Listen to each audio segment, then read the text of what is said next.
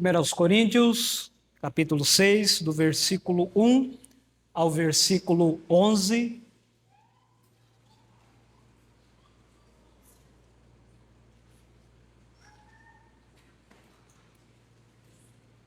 Nos diz a palavra do Senhor: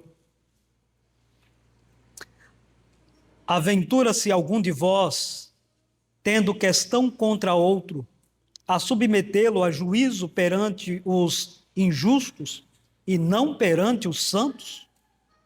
Ou não sabeis que os santos hão de julgar o mundo? Ora, se o mundo deverá ser julgado por vós, sois acaso indignos de julgar as coisas mínimas? Não sabeis que havemos de julgar os próprios anjos? Quanto mais as coisas dessa vida. Entretanto, vós, quando tendes a julgar negócios terrenos, constituis um tribunal daqueles que não têm nenhuma aceitação na igreja. Para vergonha vou-lo digo: não há porventura nem ao menos um sábio entre vós que possa julgar no meio da irmandade? Mas irá um irmão a juízo contra outro irmão, e isto perante incrédulos? O só existir entre vós demandas já é completa derrota para vós outros, porque não sofreis antes a injustiça. Por que não sofreis antes o dano? Mas vós mesmos fazeis a injustiça e fazeis o dano, e isto aos próprios irmãos.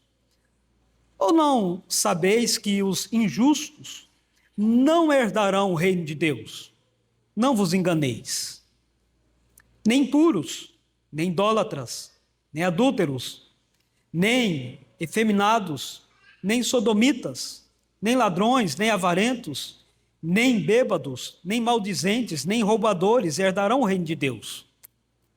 Tais fostes alguns de vós, mas vós vos lavastes, mas fostes santificados, mas fostes justificados em nome do Senhor Jesus Cristo e no Espírito do nosso Deus.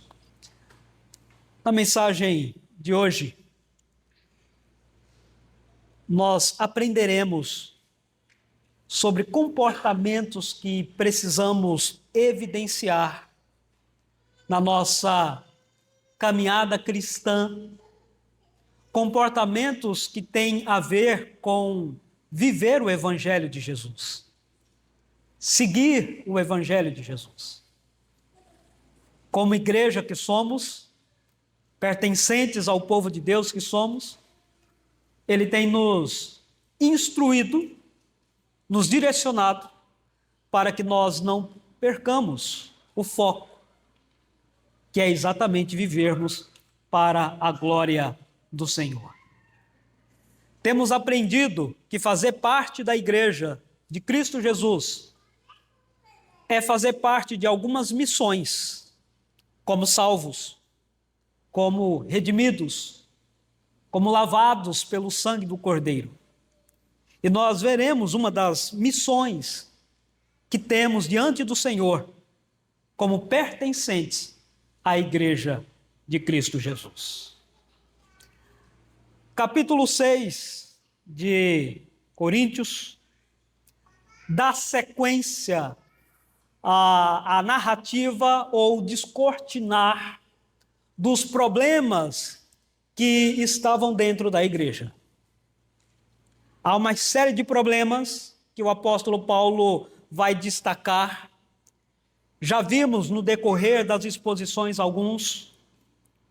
Dentre eles, nós vimos o problema do partidarismo dentro da igreja, como consequência de uma membresia que se desviou do Evangelho ou que não valorizou o Evangelho como deveria, para valorizar a sabedoria humana. E isso acabou levando a igreja a alguns comportamentos que eu poderia chamar aqui de degraus de catástrofes.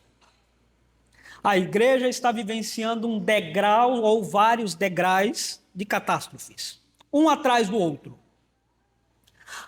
Alguns estudiosos acham que o capítulo 6, ele é meio desconexo, principalmente o parágrafo que nós lemos, com o capítulo 5 e com o restante do capítulo 6, a partir do versículo 12.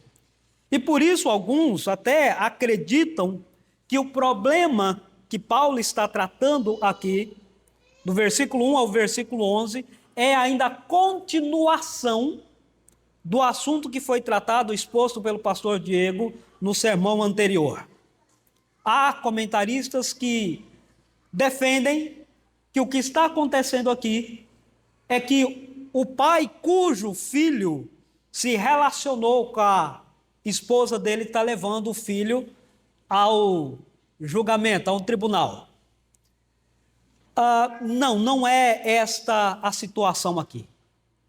Como eu disse, o apóstolo Paulo ele está fazendo um levantamento de uma série de problemas que a igreja está vivenciando um atrás do outro. Então tem o problema do partidarismo, aí depois, além desse problema, tem o problema do incesto, tratado no capítulo 5, mas além desse problema, tem o problema de litígio, irmãos levando outros a tribunais, mas além desse, tem irmãos vivendo uma postura de imoralidade, restante do capítulo 6, e aí vai se estendendo o problema. Isso vai envolver problemas na Santa Ceia, isso vai envolver problemas em relação aos dons, uma série de catástrofes que o apóstolo Paulo vai evidenciando em relação à igreja. E aqui nós temos um problema muito sério.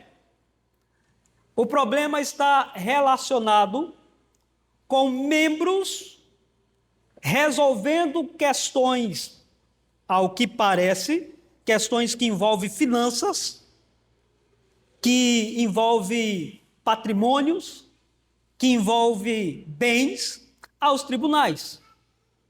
Corinto, uma cidade comercial, existia muitos problemas nessa parte econômica e muitos assuntos eram resolvidos nos tribunais, juízes, né?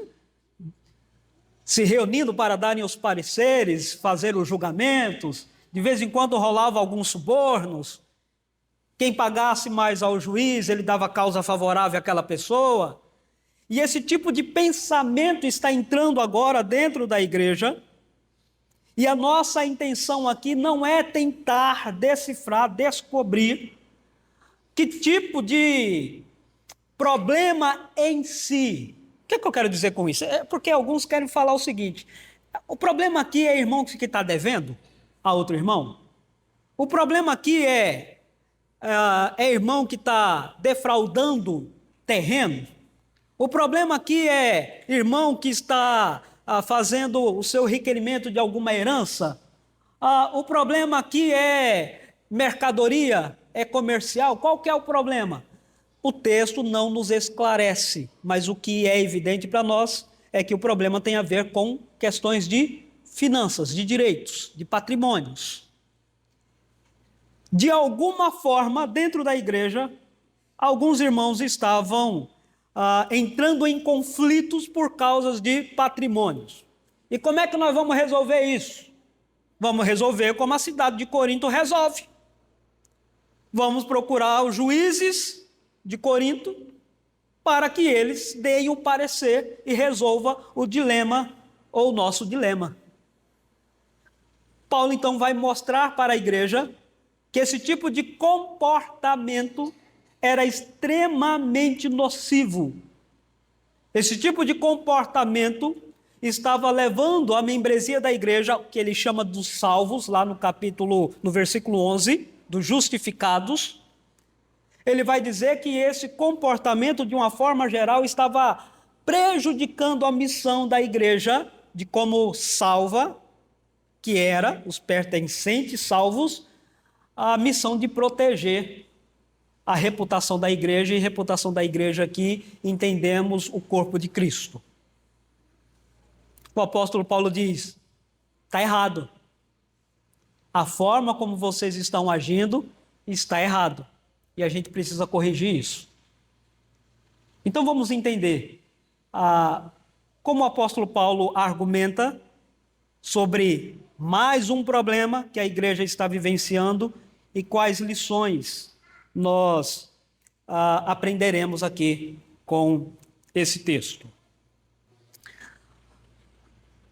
A primeira coisa que nós nos deparamos aqui no texto é que essa igreja, ela está falhando na missão de zelar da reputação da igreja como um todo. E os salvos têm esta missão de zelar da reputação da igreja perante a sociedade. Esse ponto aqui, ele é importante, na verdade todos são, mas é extremamente importante que nós entendamos o que está acontecendo aqui. Do versículo 1 ao versículo 4, como é que o apóstolo Paulo argumenta? Ele diz: aventura-se algum de vós, ou numa outra tradução alguns de vocês estão levando outros irmãos, membros da igreja, a juízes incrédulos, para resolver os conflitos dentro do corpo que estão surgindo entre vocês. E aí Paulo diz: ou não sabeis, versículo 2, que os santos hão de julgar o mundo? Ora, se o mundo deverá ser julgado por vós, sois acaso indignos de julgar as coisas mínimas? Não sabeis que havemos de julgar os próprios anjos? Quanto mais as coisas desta vida? Versículo 4. Entretanto, vós, quando tendes a julgar negócios terrenos, constituis um tribunal daqueles que não têm nenhuma aceitação na igreja. O que Paulo está falando aqui? Ele está dizendo: meus irmãos, o que está acontecendo? Primeiro, vocês sabem que dentre vocês alguns estão tomando a decisão de procurar juízes incrédulos para resolver um problema que dentro da igreja poderia ser resolvido. Vocês acham isso certo? E aí ele faz uma pergunta no versículo 2. Por um acaso não há santos salvos, não há crentes, não há sábios na igreja para resolver esse problema? Nós temos aqui alguns pontos que eles são bastante complexos, eu não vou entrar neles. Paulo vai argumentar dizendo: por que vocês estão procurando incrédulos se a igreja está habilitada para proceder ou para resolver esses dilemas? Vocês não sabem que a igreja vai participar do julgamento do mundo, no juízo final? Aí ele entra com um assunto que é complexo. Ele diz aí: vocês não sabem que os santos também irão julgar os anjos? Versículo 3.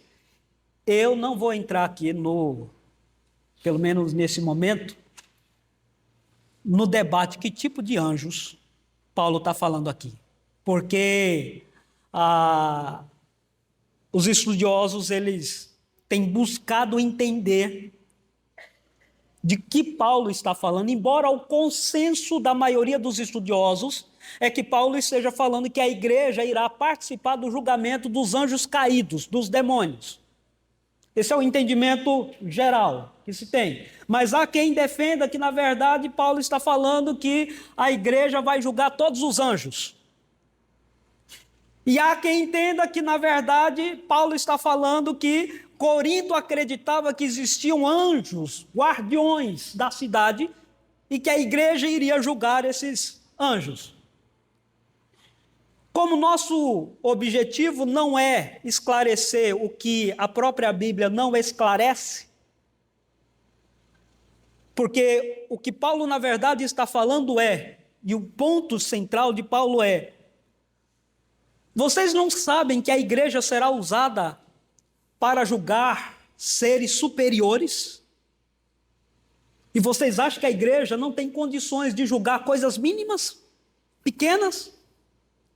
Vocês não estão entendendo que ao ter esse comportamento de levar problemas para a igreja, para fora da igreja, estão expondo a igreja e maculando a reputação da igreja? Vocês não têm a compreensão disso? Porque, na verdade, é isso que vocês estão fazendo, vocês estão expondo questões internas da igreja para juízes incrédulos.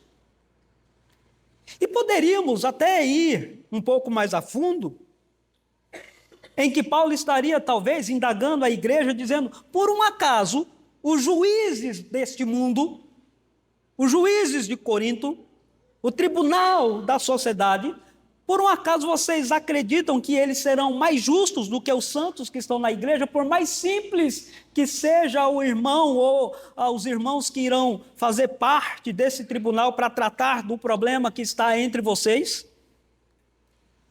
E Paulo vai dizer, até o irmão mais insignificante está mais estruturado para atuar como juiz do que os juízes sábios de Corinto. Mas o ponto aqui, irmãos, principal, do versículo 1 ao versículo 4, é que os membros da igreja estão tomando a decisão de expor os problemas da igreja para pessoas incrédulas. E com isso, não estão cumprindo a missão de cuidar da reputação da igreja.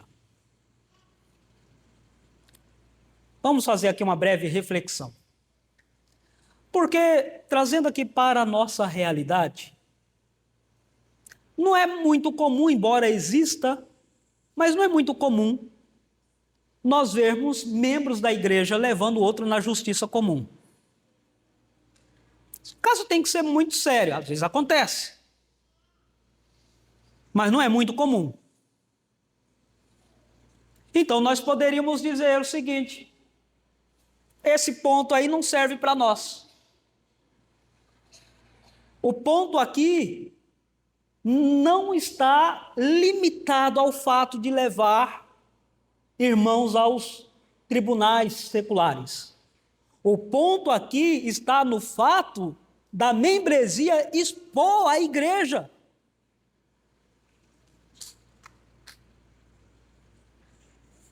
Falar, de certa forma, mal da igreja para incrédulos. Que conforme nós já estudamos no capítulo 1 e capítulo 4, pessoas que já encontravam motivos para criticar a igreja. É claro que os motivos tinham a ver com a fé saudável da igreja, o fato da igreja crer em Jesus. Mas agora, pensem comigo, irmãos, na sociedade em que nós vivemos, em que constantemente os incrédulos aproveitam as oportunidades para denegrir a imagem da igreja e um próprio membro da igreja ou membros da igreja falando mal da igreja para incrédulos. Vazando assuntos internos da igreja para ímpios. Falando dos problemas internos da igreja para pessoas que não têm crédito algum. Agir dessa forma é deixar de zelar da reputação da igreja.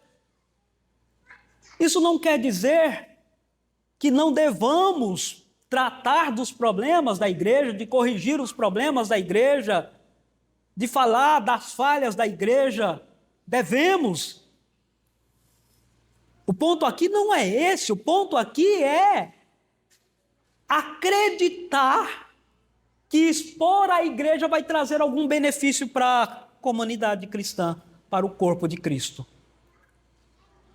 E aí, irmãos, tem muitos crentes que são bastante linguarudos. Na oportunidade que tem, acaba soltando para quem não devia assuntos internos do corpo. Que visão tais pessoas terão da igreja? Mas se o próprio membro, ou se os próprios membros falam mal da igreja, que eu vou fazer lá? Vou fazer o que lá? O apóstolo Paulo chama a atenção da igreja quanto a esse problema de uma forma mais geral, dizendo que a missão dos salvos é zelar da reputação da igreja. Tem problemas? Tem. Como é que a gente trata? Internamente. Dentro da esfera da igreja. Levantando pessoas, ou o próprio Deus levantando pessoas para tratar de problemas que precisam ser tratados. Caso contrário, a gente estaria agindo na semelhança do que alguns membros aqui dessa igreja estavam agindo. Mas Paulo continua, falando que além disso, a missão dos salvos é também zelar da reputação dos irmãos da fé. Em um campo um pouco mais individual. Ele continua falando a partir do versículo 5, e aqui Paulo começa a ser um pouco mais duro, acompanhem comigo. Para vergonha vou-lo digo. Como? Uma outra tradução seria, para a vossa vergonha eu vos digo. Na verdade é isso que ele está dizendo. Ou, em outras palavras, é vergonhoso o que está acontecendo no meio de vocês. Diz Paulo, é vergonhoso. É um vexame. É um vexame saber que irmãos estão expondo outros irmãos na presença de incrédulos. Irmãos indo a juízo, diz o versículo 6. E no versículo 7 ele diz, o só existia entre vós esse tipo de demanda, esse tipo de problema, só o fato de vocês já estarem em conflitos por causa desse tipo de disputa, já é vergonhoso, já é vexatório, já é uma derrota para o corpo de Cristo. Aí, Paulo diz ainda no versículo 7, na parte B, por que não sofreis antes a injustiça? Por que não sofreis antes o dano? O que é isso? Por que não sofreis antes a injustiça? Não, aqui é simples. Simplesmente o que Paulo está dizendo para os membros da igreja é, por que você não abre mão do seu direito para preservar a imagem do seu irmão? É simples assim. Por que você não toma prejuízo para preservar a unidade, a comunhão entre você e o seu irmão?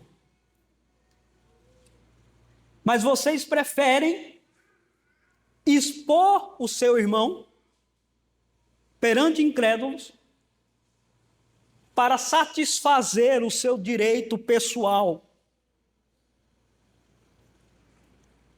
É claro que o apóstolo Paulo entende, a palavra nos orienta das responsabilidades que nós temos de cumprirmos com as nossas obrigações, de não sermos defraudadores de ninguém, de não darmos prejuízo para ninguém.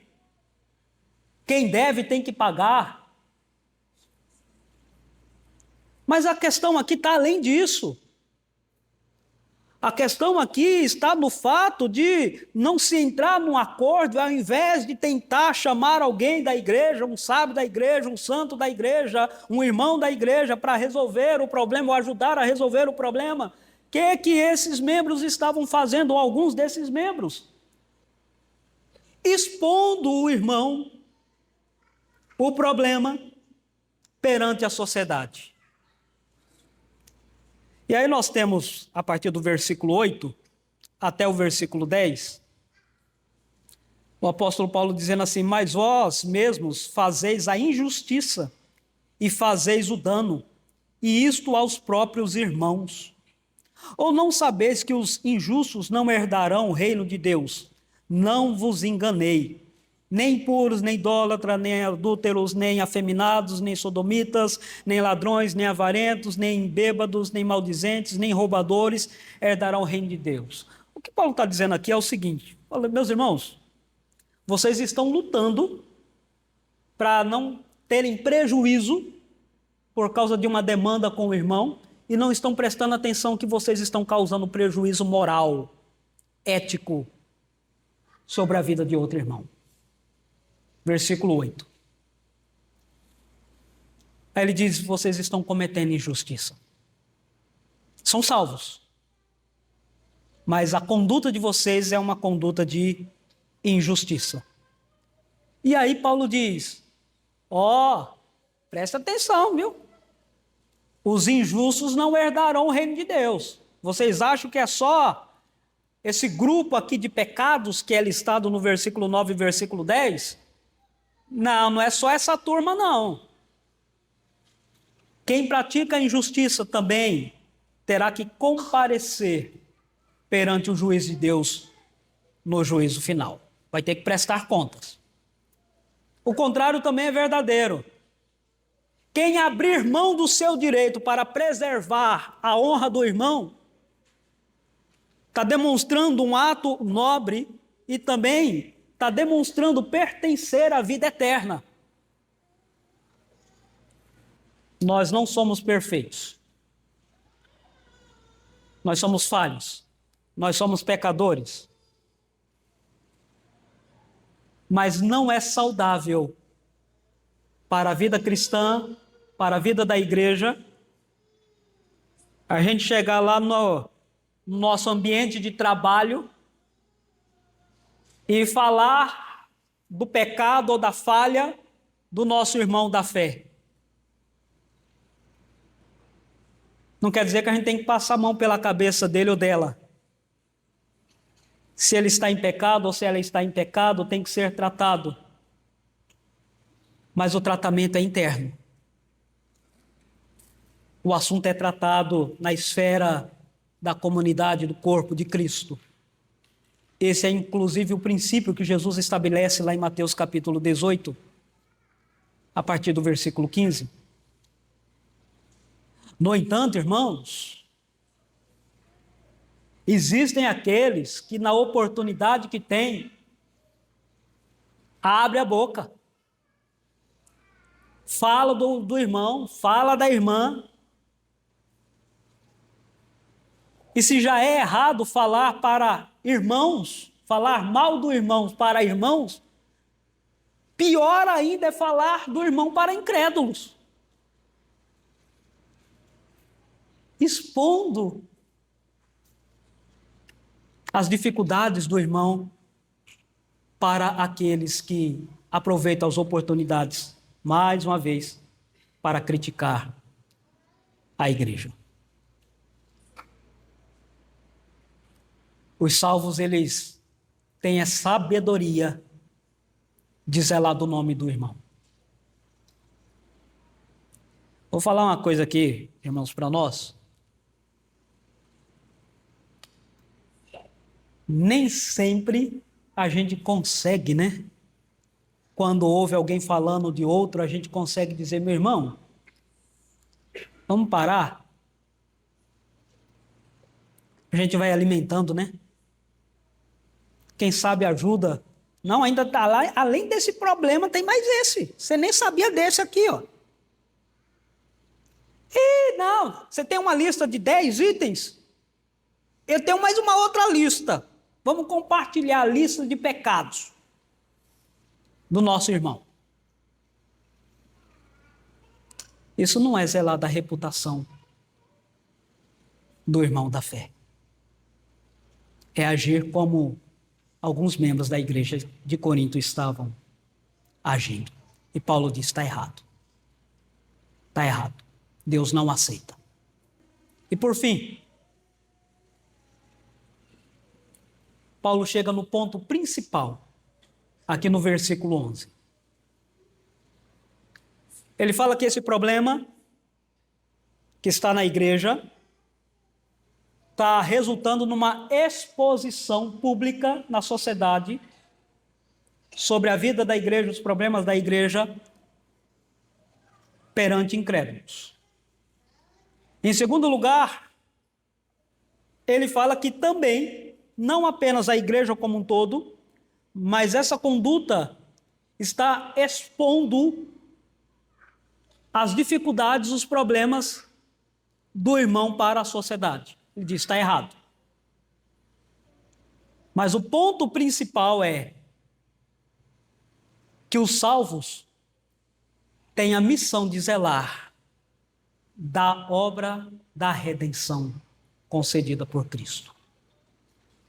Como é que Paulo fala disso no versículo 11? Ele diz assim: tais fostes alguns de vós, mas vós vos lavastes, mas fostes santificados, mas fostes justificados em o nome do Senhor Jesus Cristo e no Espírito do nosso Deus. Agora, como eu disse, o apóstolo Paulo chega no ponto principal desse parágrafo que nós estamos meditando, que é dizer, meus irmãos, vocês são salvos. Vocês são salvos. E qual a prova da salvação? A obra da justificação do Trino Deus.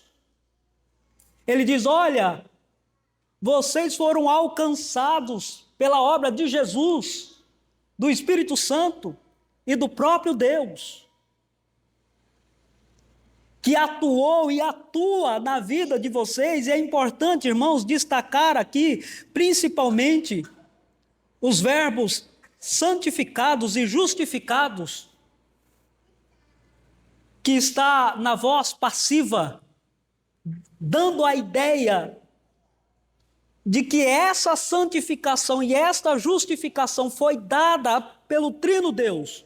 Embora acreditamos que o lavados, mas vós vos lavastes, também está relacionado com a obra do Trino Deus. Mas o mais importante é observarmos que nesses três verbos, o significado é de uma obra definitiva. Foram purificados. Não há aqui a intenção de Paulo de fazer uma hierarquia de atos espirituais, mas tão somente ele usa essas três linguagens, lavados, santificados e justificados, para falar da conversão. E a conversão é um ato único, permanente, concedido pela graça, obra do Trino Deus. Pai, Filho e Espírito Santo. E é diante disso que ele diz, olha, antes de vocês serem alcançados por Cristo, antes de vocês passarem pela conversão, vocês viviam a vida de pecado. Quem sabe, até na prática da lista que nós encontramos aí no versículo 9 e versículo 10. Mas o ponto de Paulo é, no passado, realmente, a conduta de vocês era uma conduta não ética, não moral, não santa, mas agora vocês foram transformados, foram regenerados, redimidos. O ponto de Paulo aqui é dizer, meus irmãos, essa conduta não combina com o que vocês são.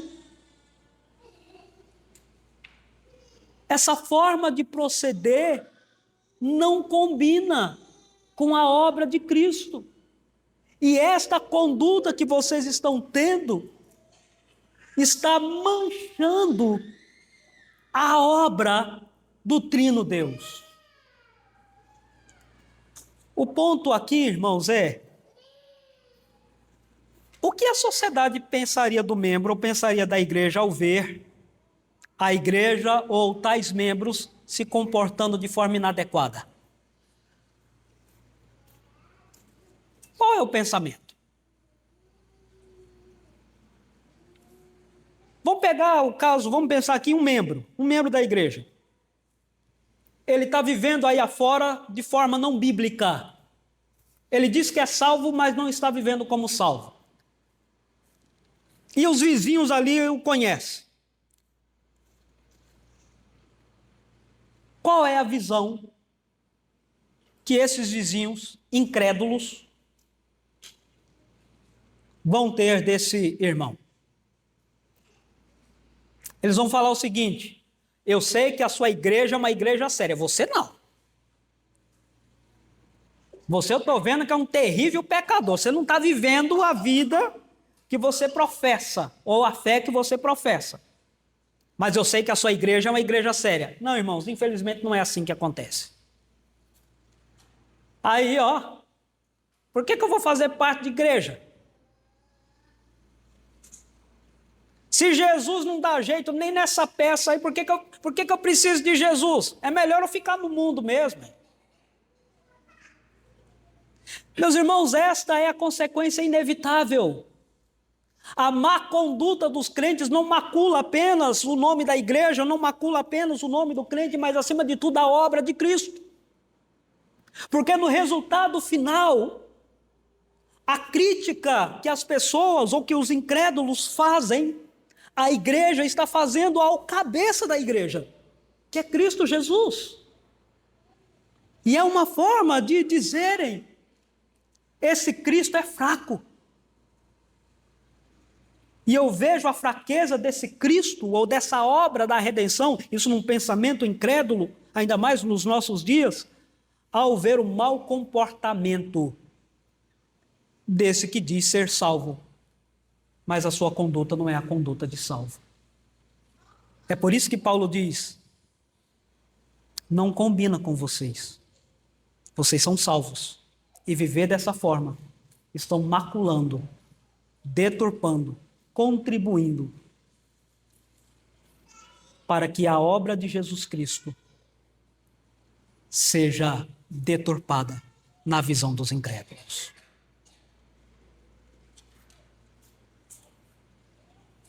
Então o ponto de Paulo é: irmãos, vivam como salvos. São salvos? Então vivam como tais. Não apenas digam que são salvos, mas mostrem que são,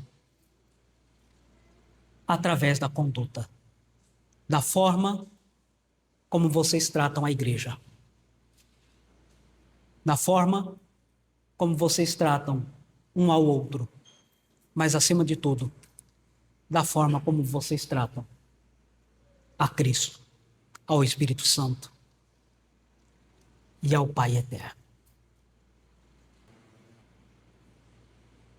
Eu quero trazer aqui algumas implicações para a nossa vida. Esse texto está aqui, irmãos, para nos ensinar o que não fazer. Coisa simples, irmãos. O que está aqui, de certa forma, é simples. Mas se a gente não vigiar, a gente acaba tendo uma dificuldade muito grande de viver os valores do Evangelho. O que o texto está nos ensinando, o que a palavra está nos ensinando, é que Deus criou um povo para si. E esse Deus que criou um povo, deu um padrão moral para esse povo, ou um padrão ético. Às vezes a gente fala assim, ética cristã. O que é isso, pastor? Ética cristã? Vou explicar de uma forma bem simples. Nós chamamos de ética cristã